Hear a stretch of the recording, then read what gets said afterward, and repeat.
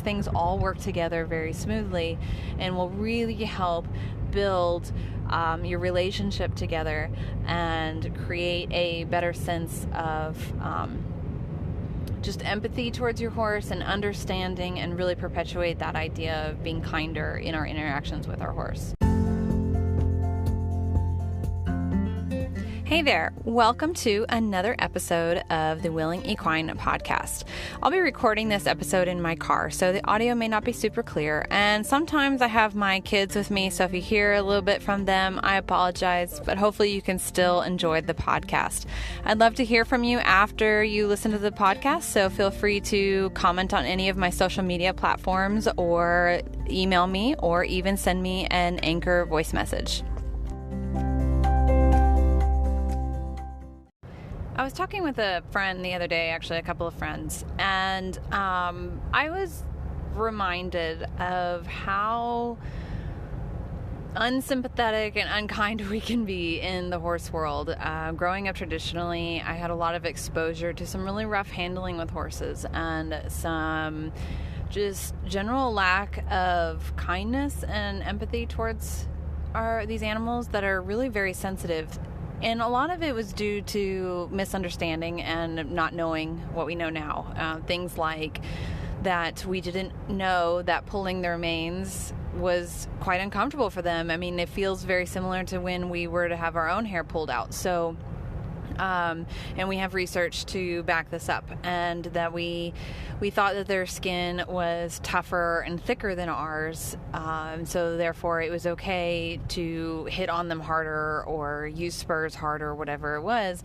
But now we have research to show that their skin is actually more sensitive than ours is. So there were a lot of things that I grew up understanding and being told that I just kind of went with, and I didn't know what I was doing to my horse because of this understanding, this lack of understanding, or a certain type of understanding. And as I learned more, I did better, and I improved the way I worked with my horses and interacted with them and all of that. But one thing, I talk a lot about training with positive reinforcement and clicker training and all of that, which I'm 100% an advocate for, and I am obsessed with it, and I think if you give it a try, you'll become obsessed too. It's like a whole different world, and it's just a way different way of communicating and building relationships with our horses, to the point where you can't imagine anything else anymore. After you've been in it for a while, it's just like, how did I used to do anything I used to do? But for a lot of us and a lot of people who are not sure about working with positive reinforcement, or they're still transitioning over, they really want to keep showing, or maybe they don't have the option to. Maybe we're working in a traditional facility as an intern or a groom or a trainer, assistant trainer or something, or maybe we lease horses that are not our own, or take riding lessons on school horses where we can't train with positive reinforcement clicker training. There's a lot of things we can still do, though, or this is kind of the point of this podcast episode, is I want to talk through some of the ideas of how you can make your horse's life better, even though they're not your own, or even if they are your own and you're not ready to make that switch over to positive reinforcement. And in general, just the concept or the idea that I want to go over in this episode is how we can be kinder to our horses, regardless of what form of operant conditioning we're using, whether or not we understand the quadrants and all of this stuff. And even if maybe, there's a lot of really ethically minded trainers that I 100% respect that don't train with positive reinforcement, that they use negative reinforcement, and they're very patient and systematic about it and everything. And I have no problem with that. If that's what, you feel, you've done your research, you've studied, you've practiced, you've been hands-on with both approaches, and you really just feel like this might be the better approach for you, go, please, feel free, and I'm 100% respectful of that. But there are some general ideas, there are some general concepts, some general things we can do regardless of whether we train with positive reinforcement or negative reinforcement, or any other thing that we can do to help our horses experience life a little bit in a little bit kinder way and enjoy their lives a little bit more. And we're going to go into very specific actions that we can do, as well as more broad concepts, more broad generalized ideas. So let's get started. One of the first ideas that I'm going to attribute this to my friend bringing this up, and so I can't take full credit for it, but I was just reminded of just simple actions of when you're removing a bit. So if you have a bit in your horse, if you're not using a bitless, if you're using a bitted bridle, when you remove your bit, try not to let it fall out of your horse's mouth. Let it slowly, let the horse tell you when they're ready to let go of the bit so that the bit doesn't hit their teeth. I don't know if you've ever had metal hit your teeth, but it is not comfortable. It is very painful. And horses have all the same nerves in their teeth that we do. They have sensitive mouths, and they experience pain in their mouths as well. So regardless of the bitless and bit conversation or argument, if you're using a bit, try and be very patient and kind and thoughtful about the removal of the bit from your horse's mouth. And I think that will go a long way to help your horse, especially if you're dealing with a horse that has any head shy issues or doesn't like to accept the bit. It could be that they don't want the bit in their mouth because of how it's removed after. So they know once it goes in, it has to come back out. It's just a natural process, a conditioning process where they connect the dots. So if the removal is uncomfortable, then putting it in is not going to be their favorite thing. So removing the bit very carefully is one. We could also take time to warm up our bits to make them a little bit warmer in the really cold months, having them in a temperature controlled tack room or using some sort of warming thing. There's like these things that you can like crack open or open up and then they heat up. They use them to go in like your gloves or your pockets or something. You could put that around your bit. Just don't make it hot. You just want it to be comfortable and warm. You could put it in warm water too. There are a lot of options for warming up your bit. Sometimes people have even found good results with flavoring their bits, so putting flavored stuff on the bits to help it taste a little bit better going into the horse's mouth. If that's something you want to take that extra step, absolutely go ahead. That might really help your horse out a lot. Another idea is to be respectful and conscious of the level of communication and awareness of your horse. And so that's kind of this is a broad thing that we're going to talk about, but it's in traditional training, and even I've seen it in positive reinforcement. I've seen it a lot in horse people in general. Let's just put it that way. In horse people in general, and horse training in general, we get hyper focused on our horse paying attention to us, our horse fixating on us, never looking away, always being attentive, always being ready to respond to cues, always being like on spot, right? They're supposed to have two eyes on us and be ready to go anytime we feel like walking, and then stand still when we feel like standing, right? And so we'll just be standing there, and then all of a sudden we'll just start walking, and our horse is supposed to come with us. And if they don't recognize that we've started walking, they'll hit the end of the lead rope, or they get left behind. And it's just a very rude thing, and then also it's double standards, because at the same time we get extremely frustrated, irritated, upset, consider it rude, disrespectful, dangerous, all these things when our horses start doing things without our participation, when they just start walking off, when they just stop without us cueing them, so there's this, we talk about having a relationship with our horses and having a two-way communication, a two-way conversation, and being mutually respectful and all of that. But there are a lot of subtle things that we do to our horses and expect of our horses that really make it seem like we have this huge superiority complex and that we really don't care about them as much as we say we do. And we may not even realize that we're doing it, and we may have the deepest respect and care for our horses out there, but maybe our actions are not reflecting that. So, and I don't think horses understand the concept of respect. That's a human construct, it's a human idea, but I am just expressing to you the importance of letting your horse communicate to you when they need to do something, whether it's moving forward or stopping. and you respecting that. So I'm really talking about us respecting them. So it's okay that we're using a human construct or a label or a term or whatever you want to call it, because we're talking about us and our way of interacting with the horse. So paying attention to the horse and what they need.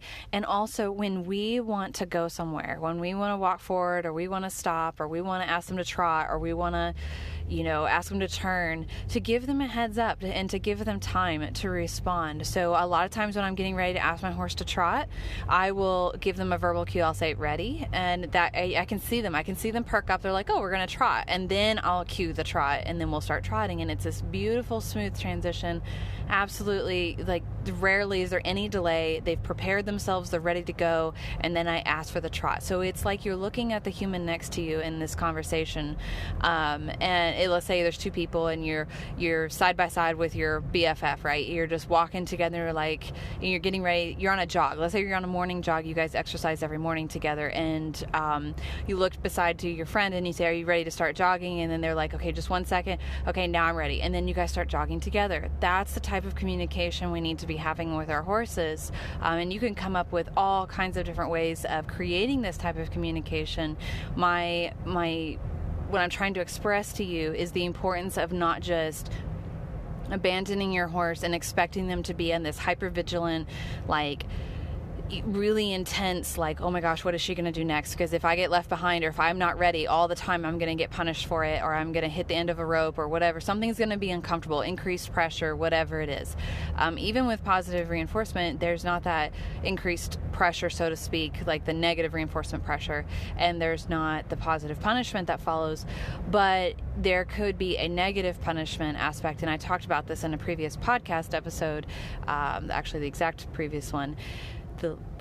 Communication errors is what it's called, where we just walk off and we don't give them a cue, we don't communicate to them what we want or what we're going to be doing, and they can experience some negative punishment. So it's a different type of punishment where you are removing the access to a reinforcer, you're taking away something that the animal wants or needs or likes, and it acts as a punisher. So think about it like when you put, two kids are fighting over a toy and you take the toy away. That's a negative punishment situation. So similar things can happen with our horses. So with positive reinforcement, we still need to be very, very mindful of this. And we need to cue everything that we want from the horse and prep them for what we are going to cue. So having this respectful two-way conversation, regardless of the type of training you work with, is really important for improving that level of relationship and respect for your horse, and your horse having a better relationship with you, and showing kindness towards them, showing understanding for what they are having to figure out and problem solve and come up with, and all these things that we expect them to juggle. So that's another area that you can work on.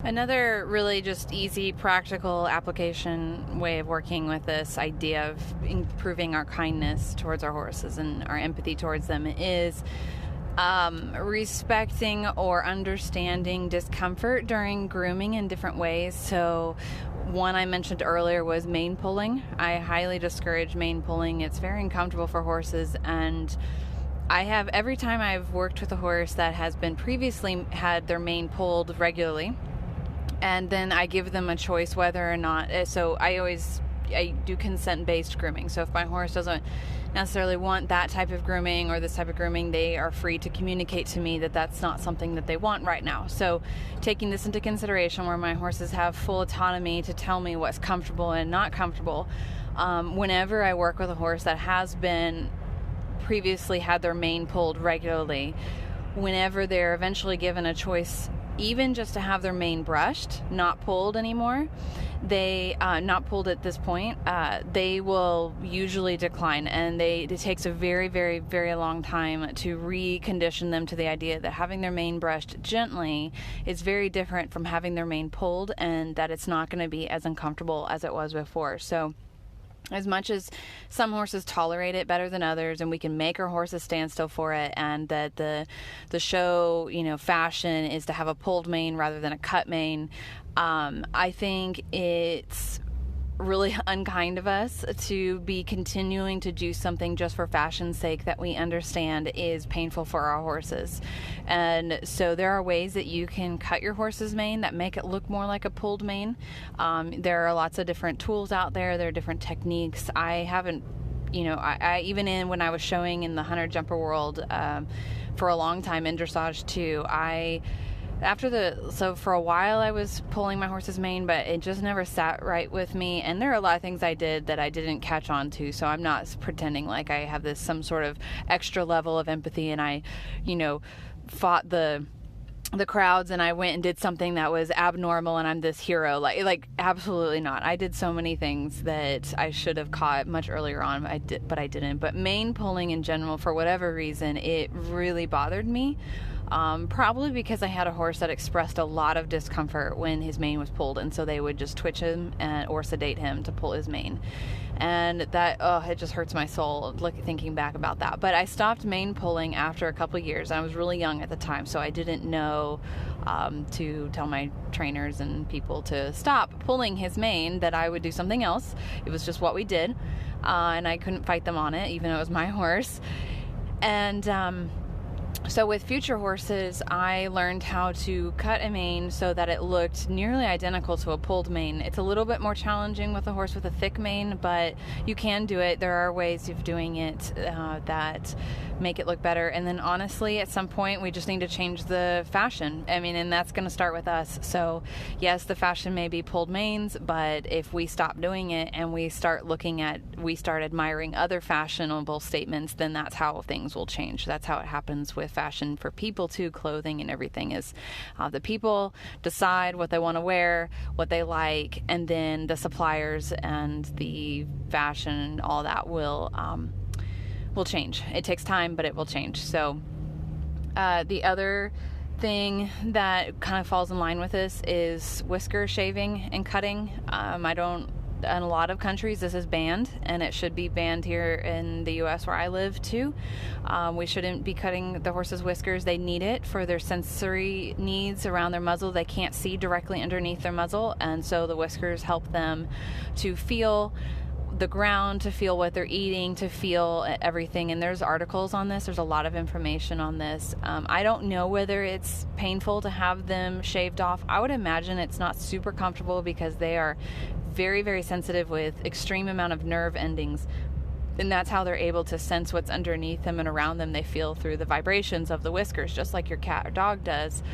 But when we go and shave them, the blades are, they're vibrating, so I can't imagine it's super comfortable. It's probably more obnoxious than painful, but that's something that definitely is a fashion statement alone and serves no actual purpose to cut them off. And it's probably even a safety hazard to have them cut off. So that's something we can do to help improve just a general ethical treatment towards horses. It's a small action, but it's a really important one. So here we'll go into a little bit broader concepts.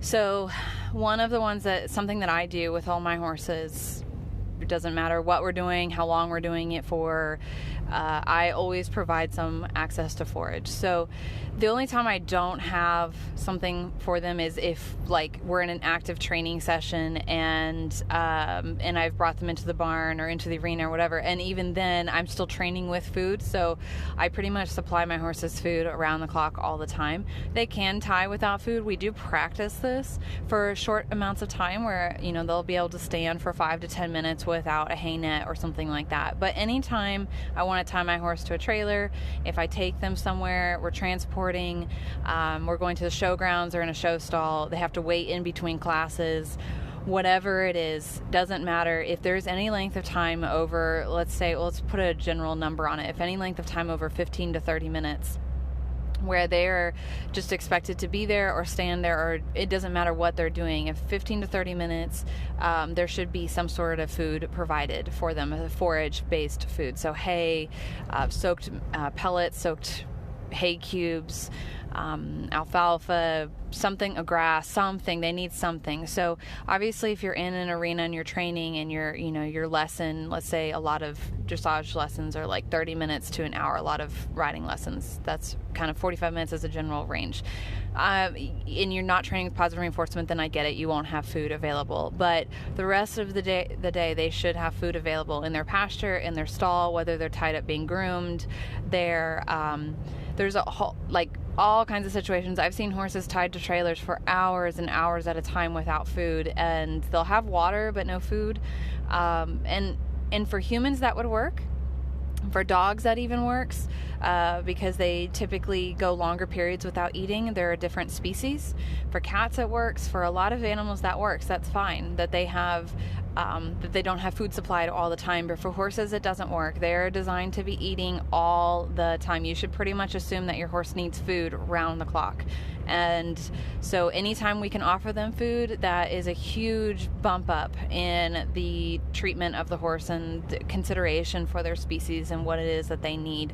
So that's kind of takes it to the next level. And for me, actually, I consider that just basic care. So it doesn't matter how you're training, it doesn't matter what you're doing, it doesn't matter where you're keeping your horse, what show competition, whatever, it doesn't matter. My horses should have food all the time, and that's considered basic care to me. So the other thing, another concept, or a broad, should say not really concept, but a broad idea, something that you can apply in many different areas of your relationship with your horse and your interactions with your horse, is the understanding that horses are not trying to get away with anything, that they're not trying to be malicious or manipulative or intentionally difficult. I remember growing up, and also my friend that I mentioned earlier brought this to memory, like she just brought it back up, but just taking riding lessons on school horses or with my own horse, it didn't really matter in my traditional upbringing. I remember hearing this all the time, but trainers would shout at me, if we cut the corner in a hunter jumper, we're just going around and we cut through the corner. Don't let him get away with cutting the corners. Or my horse would refuse a fence. Don't let him get away with that. He's just trying to be difficult. And so many times, like, don't let him get away with that. Get away with what? Like, it's such a terrible phrase that just creates this sense of battle, like this sense of contention between the rider or their human that's interacting with them and the horse, and it creates this me against the horse attitude. It's me making the horse get through the corners because they're trying to sneak out. It's me making the horse get over this fence because they're trying to get out of work. It's me, making this horse run to the left because they only want to run to the right and they're just trying to get one over on me. It's me, I have to not let my horse get away with snapping at me when I'm cinching him up. Like, why are we so determined to be at war with our horses when there are logical, easily understood, easily repaired reasons for everything the horse does? Every single one of these examples I just gave you, there's a reason behind that, and it has nothing to do with the horse trying to be malicious. A horse not going through the corners is a horse that hasn't been trained properly through a systematic and approach to go through the corners, and maybe isn't balanced. Maybe they don't understand how to balance themselves through the corners, so going through the corners seems uncomfortable. And also, it's really unnatural for horses to go through corners like we expect them to. I'm not saying we shouldn't train them to go through corners, but we should be understanding of that. That is not a normal behavior for a horse to do. Just like it's not a normal behavior for a horse to run circles. It's just not. We don't see horses doing it in the wild. There's no such thing as fences and corners, and there's no such thing as running repetitive circles round and round and round. So these things have to be taught. They're not innate. They're not born into the horse. The horse doesn't just know how to do them, and then all of a sudden they're trying to get away with it because you asked them to do it. No, we have to train them how to do it, and we have to look for reasons why they might not understand what it is that we're looking for reasons that they may not understand what we're asking of them. So if your horse is not going through the corner, instead of thinking they're trying to get one over on you and be difficult, try and find a solution to help your horse understand what you're looking for. Maybe they sneak out of the corner at the canter, but they're better at the trot. Okay, so maybe they're unbalanced at the canter and they don't really understand how to maintain their balance through a corner.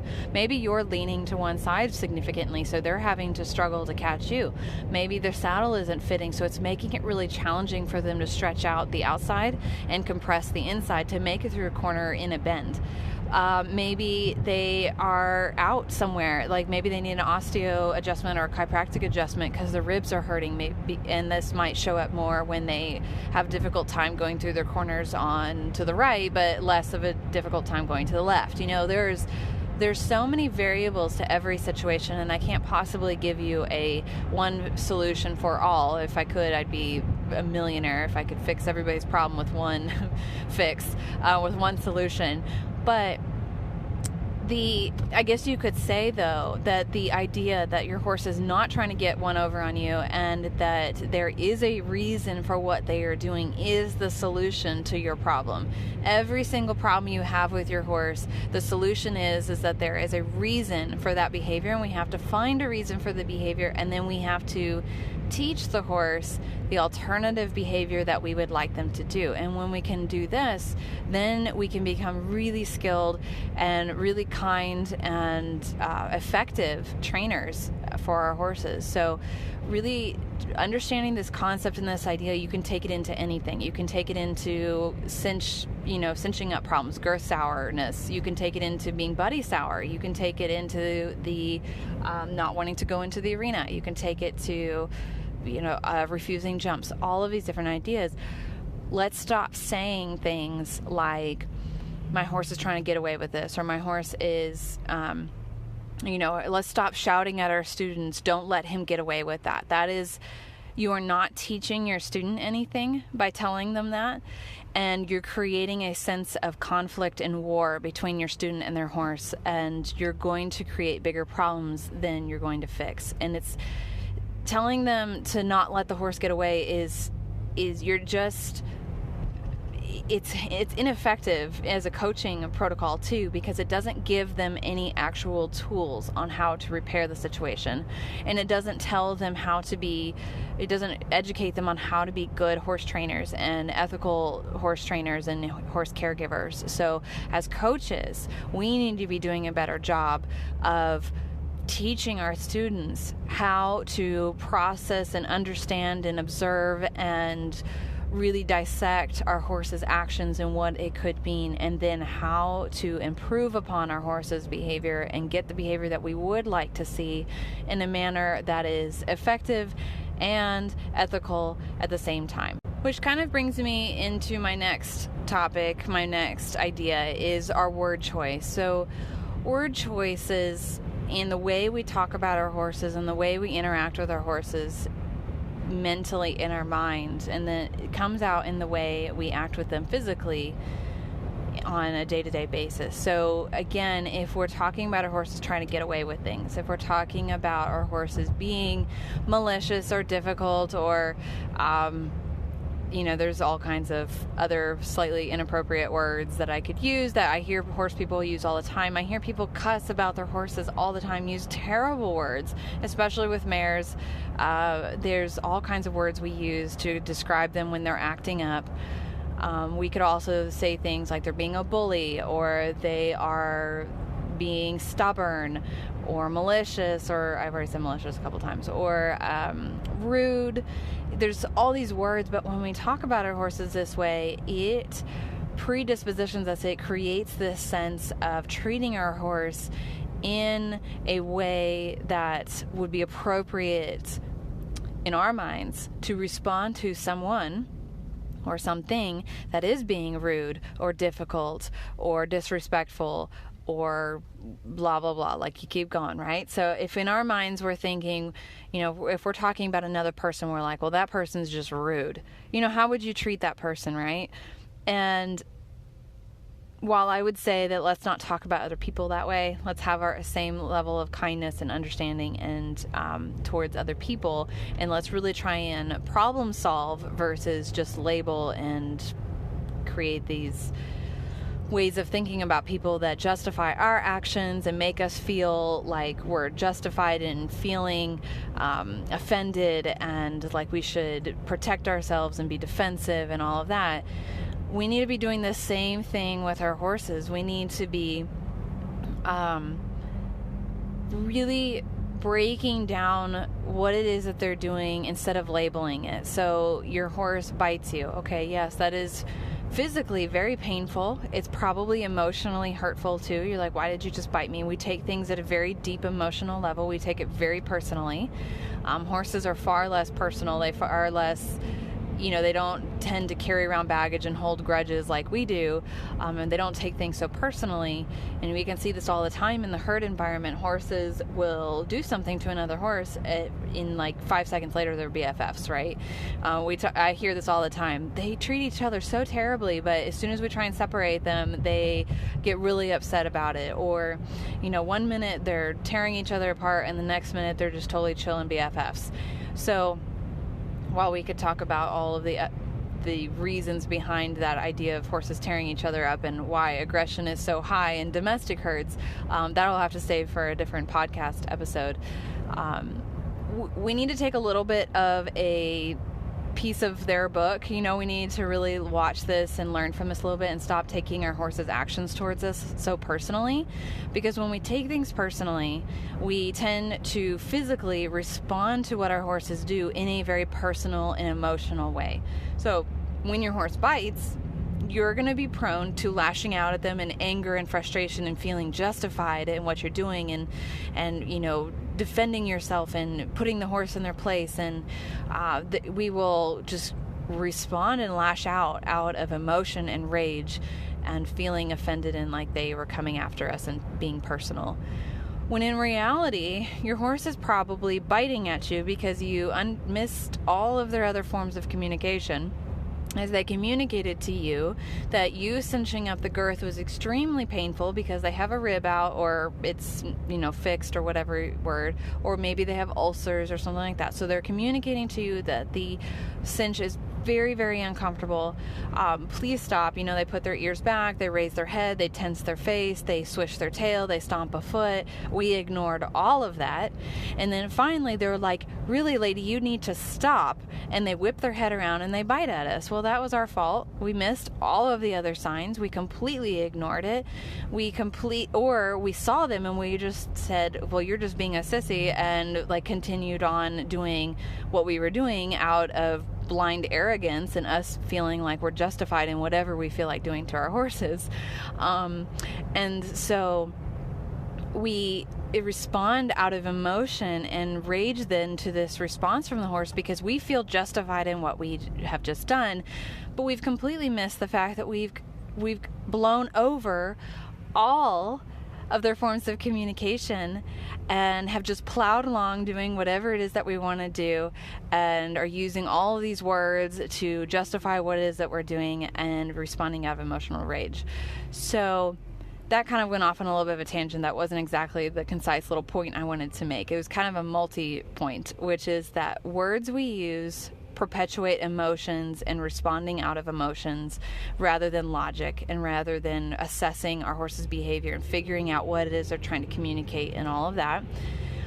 They also help us justify our own actions, whether they were right or wrong, and they are not, especially when they're wrong reactions, it's not helpful for effective and kind training and just general handling of our horses. But then the other point it kind of bled into was the importance of understanding, seeing, and respecting our horse's form of communication, their way of telling us how they're feeling, what's going on, where there is a problem, when a problem is starting to arise. If we just completely ignore all of these signs, if we just blow past them and we continue on our merry way because we've got to get this done, we've got to go get our lesson, we've got to get into the show round, we've got to, my trainer said just to have the horse suck it up, or even from a trainer's perspective, a lot of times we're tempted to blow past the horse's communications because we're on a deadline. Clients will only pay for so long, or we feel like, well, yes, I know the cinch is a little uncomfortable, but at least I'm not doing this or that to you. So there's different ways we'll justify blowing past forms of communication from the horse, or there will be, or we'll just be so focused on achieving a certain goal for the client that we will miss communications from the horse. Not that we did it intentionally, we just happened to accidentally miss it. So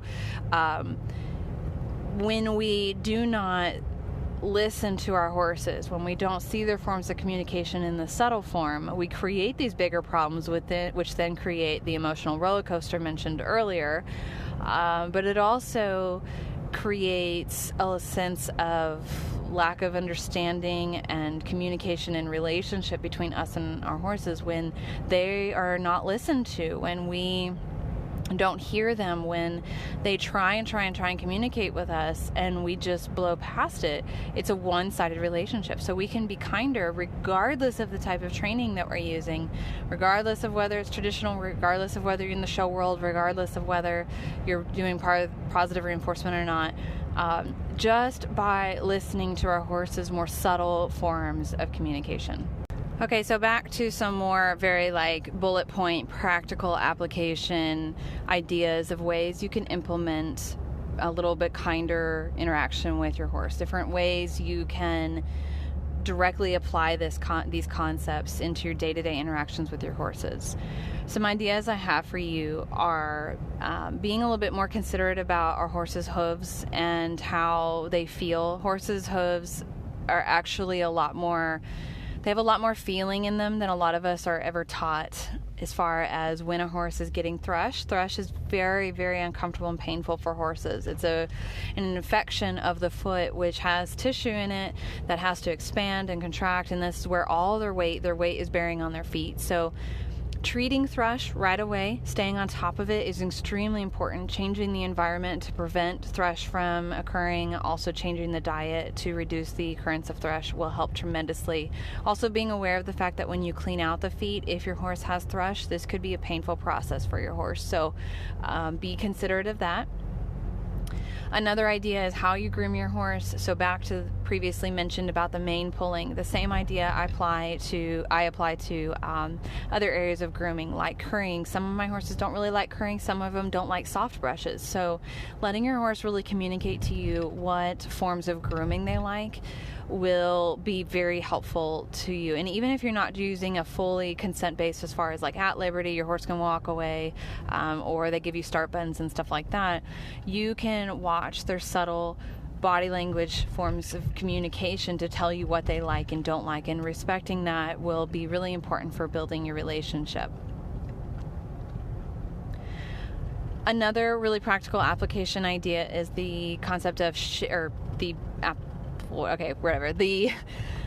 process of using shaping plans. And you can use this whether you're training traditionally or with positive reinforcement, and everybody should be using this. And actually the best trainers in the world, the reason they're some of the best trainers in the world is because they understand shaping plans whether or not they realize it. And the idea behind shaping plans is that you start off with a very small piece of the end goal that you're looking for. So you have an end goal of teaching a horse to back up, right?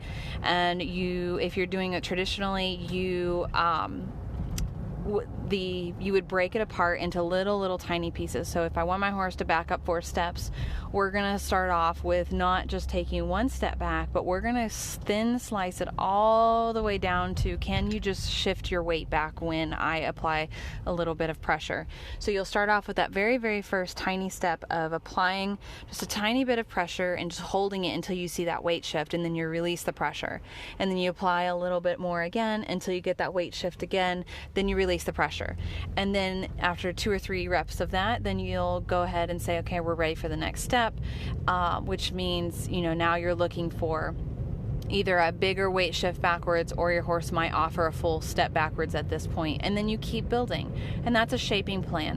When you set out to train a very specific behavior, break it apart into little tiny pieces, bite-sized pieces for your horse to understand, and then build on it like it's a Lego building block set. You have to start off with your first pieces, and then you just keep building and building and building until you have this big, beautiful construction, or Lego set, but in our horse world, we are building a big, beautiful behavior. And this idea applies all the way to, okay, we're starting off with a green horse, a horse that has never been touched, maybe a feral horse, and eventually we want to go do a dressage course with them. Okay, well, let's shaping plan this to death, and let's break it down into the first most tiny little piece we can get our horse, that our horse will feel comfortable with and will easily understand, and where they can be successful. Which then brings me to my next one, which is training for your horse's success. So we can do this in a lot of different ways. One of the best ways is to set up the environment for success. So if you you want to teach your horse how to lead, right? And they've never led before, or maybe back up or something like that. Try not to start off in an environment that's highly distracting. There's other horses running around screaming and yelling. There's other people training, and you're distracted and you're stressed from your day or whatever it is. Instead, let's find a nice quiet training area with minimal distraction where they feel comfortable. Maybe they have a buddy nearby that's nice and peaceful. You've taken the time after your stressful day to take some deep breaths, really process what the shaping plan is going to look like, and then you step into the training area with a very clear set of goals and a very step-by-step plan. And this will really help set you up for success. And then the next step is going to be finding that first thing that your horse can be successful at right away and building from there. So the trick to the shaping plans is that the first thing you start off with, your horse needs to be able to be successful at it very quickly. Like within a couple of seconds, they need to be successful at it. So setting your horse up for success, setting you up for success, setting up the training environment to help you guys be successful, and then creating a shaping plan that will help you guys be successful. These things all work together very smoothly and will really help build your relationship together and create a better sense of just empathy towards your horse and understanding, and really perpetuate that idea of being kinder in our interactions with our horse. Some other ideas might be things like, when I go to tack up my horses, I usually let them, or groom them even, I show them what I'm going to be doing, and before I do it, so I'll show them the brush and then I start brushing them. I will show them the saddle and then I'll go to put it on them. I will show them the halter and then I'll gently slide the halter up over their head. So I'm very not patient, but I try and be very respectful of the fact that we're just expecting them to stand there and let us do whatever we want to them. They're in a very susceptible, very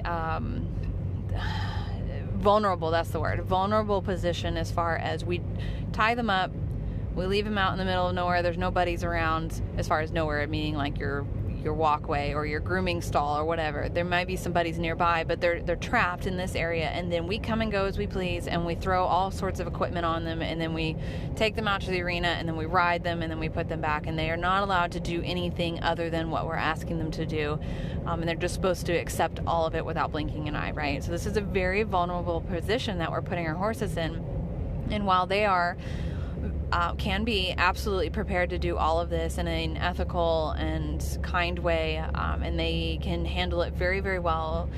And I'm not saying you shouldn't be doing these things. We can take steps to help them feel more at ease and more in control of their environment and what's happening to them. So you can even take this a step further if you want to, in using the idea of start buttons, which I'm not going to go into this in this podcast episode. You can Google it, start buttons for animal training. There's lots of information out there about it right now. But a quick example of this would be, I won't get on my horse unless they come up to the mounting block. So I'll go stand on the mounting block, and then they have to come, they would come meet me at the mounting block, and then I know that they're ready for me to get on. But if they don't come up to the mounting block, then they're not ready for me to get on, and we do something else, and then we try again, or we don't that day. That's an idea. That's a start button type behavior.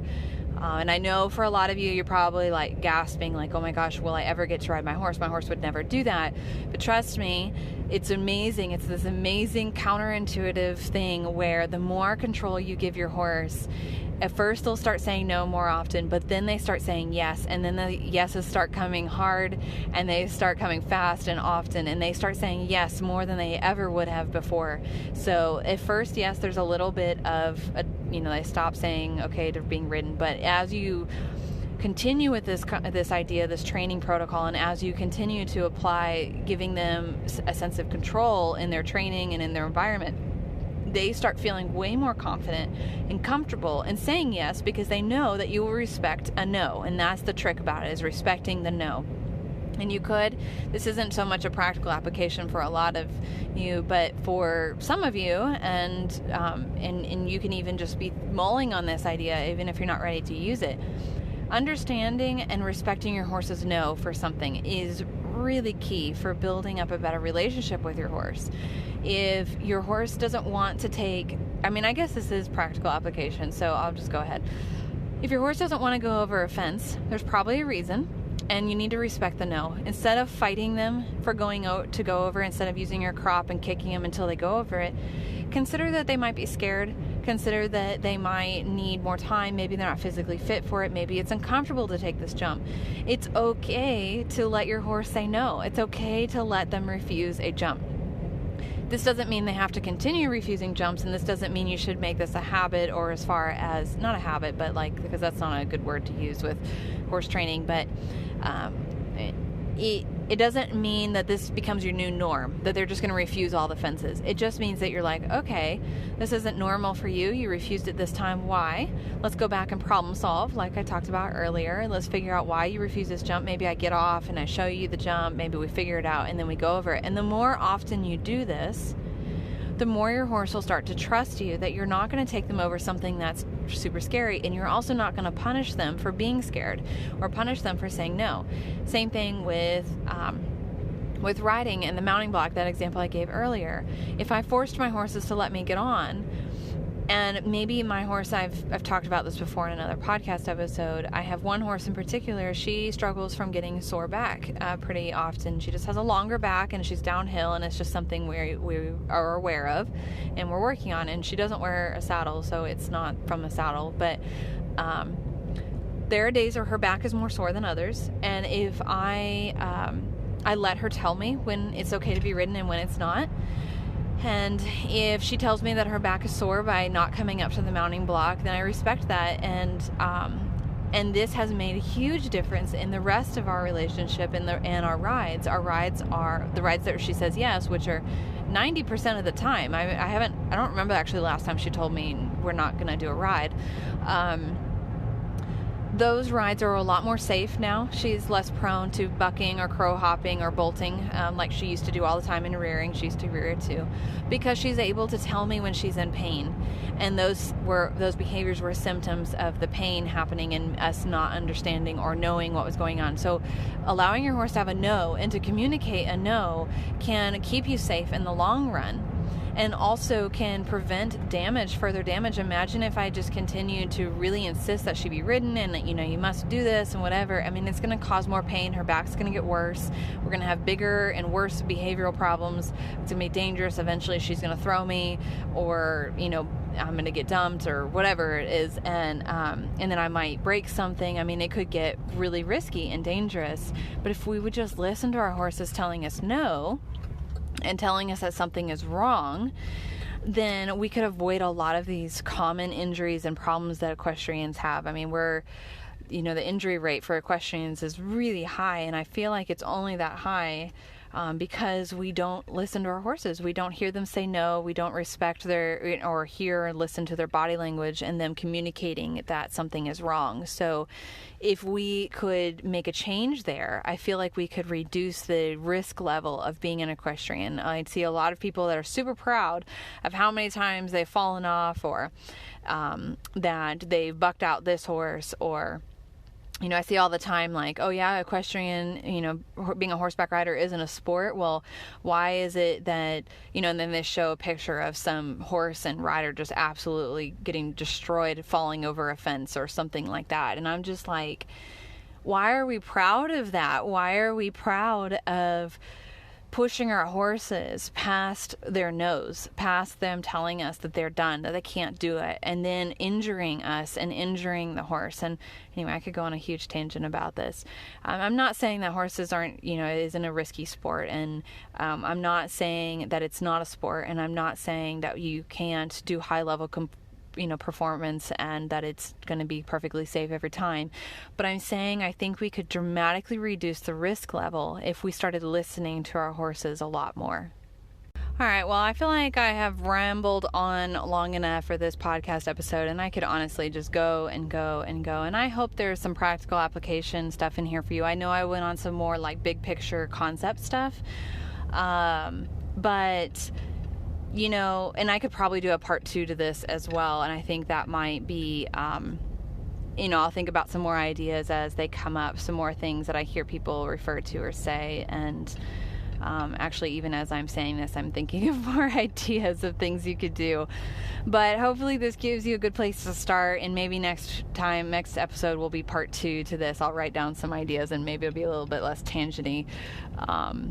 But yeah, and also feel free to send me ideas. I would love to get, if you have ideas of just some practical application, like things like if maybe you're at a traditional barn and you see this all the time, and it's like, it would just be so simple if you did this, or it would make it so much easier if you did this, or what is like a thing that is something that seems so simple or so easy to you now, but wasn't, however long ago, because you didn't know better, right? It just seemed pointless or whatever it was. Like for whatever reason you didn't do it, but now you do it and you're like, this just makes life so much better. My horses are so much happier and it's so easy. It's just something you can do, and it's not a broad concept, clicker training, positive reinforcement, all of that. Like I would love to hear suggestions. Maybe we could create like a series. So if you want to message me on Instagram at The Willing Equine, or email me at info@thewillingequine.com. I'm also on Twitter, Willing Equine, or Facebook at The Willing Equine. And let's see, you can also voice message me here on Anchor. This is the podcast hosting service I use. So that would be fine as well if you want to voice message me ideas. But the other 2 platforms will probably be better. And I would love to hear any ideas you have. And let's just create a series of like practical application. I might end up doing a blog post for it as well. But I think the podcast form is good too, because I can kind of just talk and get it all out, flesh it out.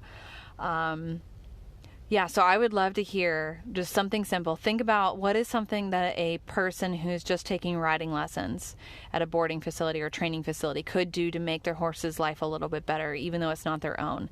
And then what are some ideas that somebody who owns a horse that isn't ready to switch over to consent-based or positive reinforcement or all that, or maybe they never will. Maybe it's not that they're not ready. They just don't feel like that's the best pathway, and that's fine.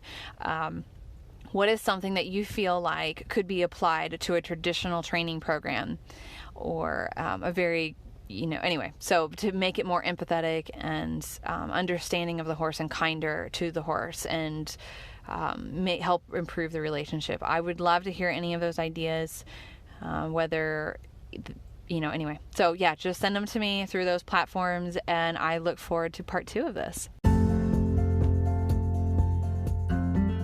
Thanks so much for listening. If you'd like to find out more, head to my website, thewillingequine.com. On there, I have a really extensive blog. I'm a very prolific writer. And I also have an FAQ page. And the FAQ has all kinds of things. It has questions and answers about training and about my training specifically, as well as just general about working with positive reinforcement. There's also sections on there about health and behavior. So all of that. I'm also on a lot of different social media platforms, Instagram, YouTube, Facebook, so check those out. And I'd love to hear from you, so don't hesitate to email or send me a message.